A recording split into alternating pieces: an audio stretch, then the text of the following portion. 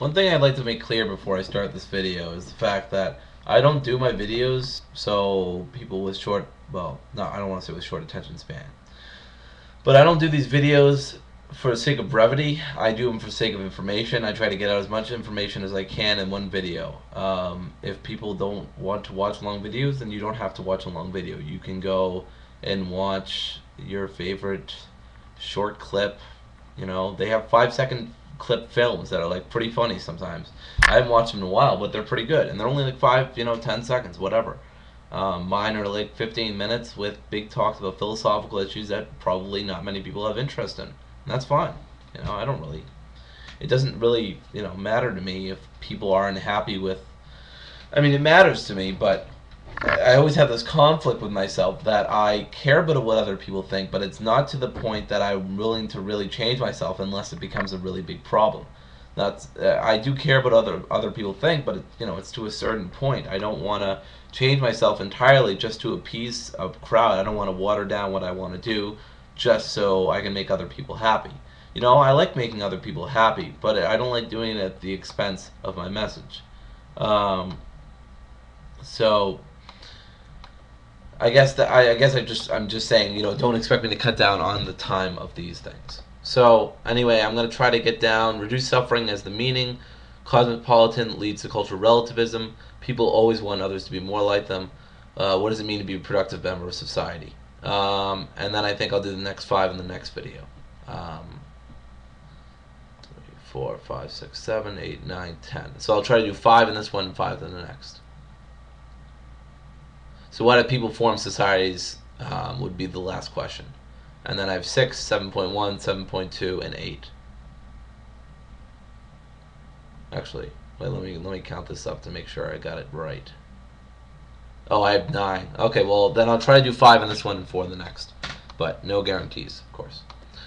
So, I've already talked about meanings, and obviously, you've kind of gotten the idea. I don't think reducing suffering is the inherent meaning. I think it's a good meaning to derive life. I kind of have my own meaning to increase my happiness as much as possible and to reduce the suffering of others. That's been, one of the central things in my life, I feel. That's what I try to do. I always like to help myself as much as possible while still trying to help out friends as much as possible and reduce their suffering and mine and increase their happiness and mine from reducing their suffering and reducing mine, of course. So it just naturally follows. So I think it's a good meaning. It's actually probably a personal meaning that I have, but even though I personally value it, I don't see it as an inherent meaning. Other people might think there are other meanings for life. It's just good to be virtuous, not necessarily happy, or it's good just to do things out of duty, or it's good to just, or it's good to live your life as freely as possible, not necessarily as happily as possible. I don't agree with that. I think living your life as freely as possible is probably one of the best things you can do in your life. I agree, but not at the sake of happiness. If you are living freely, miserable, unhappy, you want to kill yourself, I don't really think it's worth living. So I think happiness takes the front end of takes the place of freedom as the highest. I mean, as the highest social value, yeah, I definitely value liberty and freedom as the highest social and social value.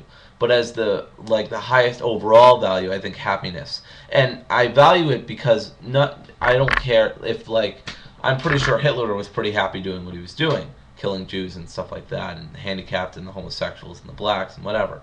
But the point is that this kind of happiness doesn't promote liberty, and it's my belief that any real happiness promotes some sort of liberty or promotes some sort of better, more virtuous living. What Hitler was doing obviously did not promote a better liberty or better virtuous living. So for people who are going to say, well, if everyone's just happy killing each other, then that's what you'd advocate. And no, I wouldn't.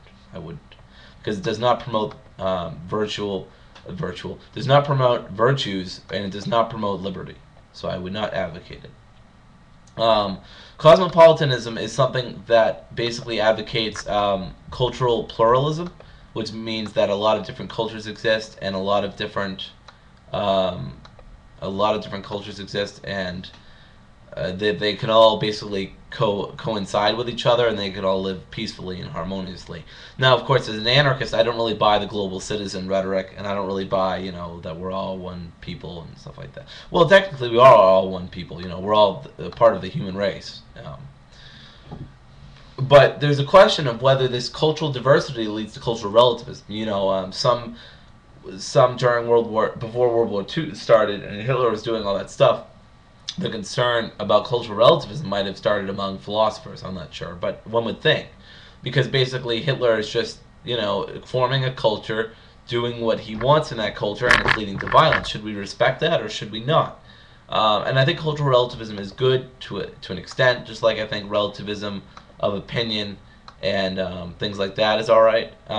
But it's to an extent, because even in like an anarchist society, you couldn't be relativist insofar as like monarchies, feudal societies, and other things are concerned, because that stuff doesn't naturally stay in one place. It naturally spreads and starts oppressing other people.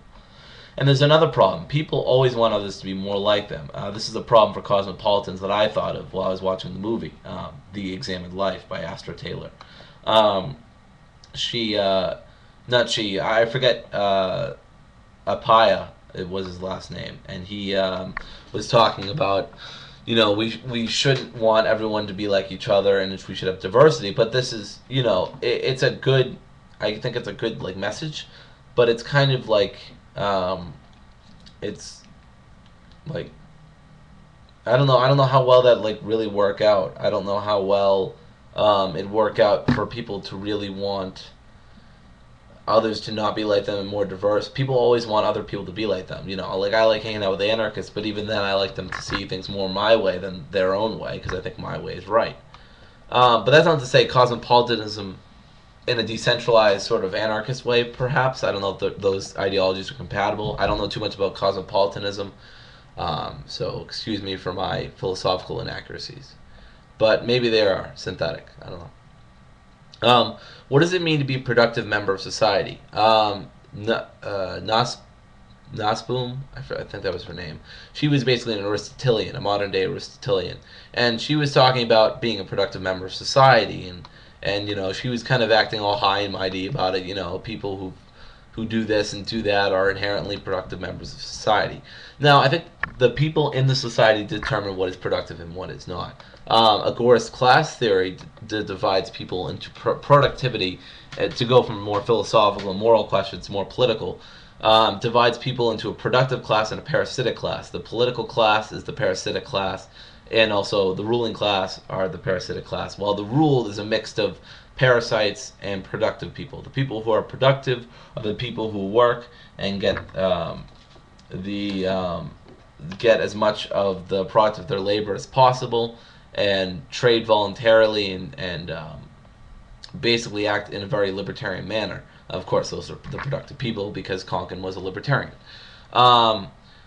So what does it mean to be a productive member of the society? Largely depends on the society in of itself. And again, it kind of goes back to the existentialist thing. I don't think there's an inherent productivity in society that you can kind of point to and say, look, that person's being productive. You could say that. I don't know, I don't want to like delve into relativism myself by saying, well, that could be productive. That I think there's a way to determine who's more productive than another, but I think it also heavily depends on the community or the society involved. So I don't really like what she was saying. Nosbaum, or however you pronounce her last name, was saying about being a productive member, because she was saying paying taxes and productive things are actions that actually contribute positive value to our lives. And things that contribute positive value are things that increase happiness and diminish pleasure, increase human flourishing, increase the chance of liberty to be sustainable in a variety of ways.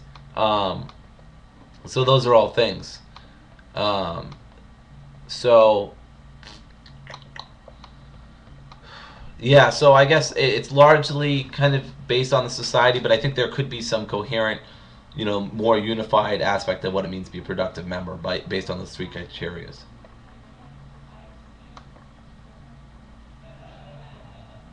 So anyway, I wonder why that does that. That's weird. It just like flashes and like goes back and forth, back and forth. Sorry about that. So anyway, I think I actually might have time for two more or so, but this definitely has to be a three-parter.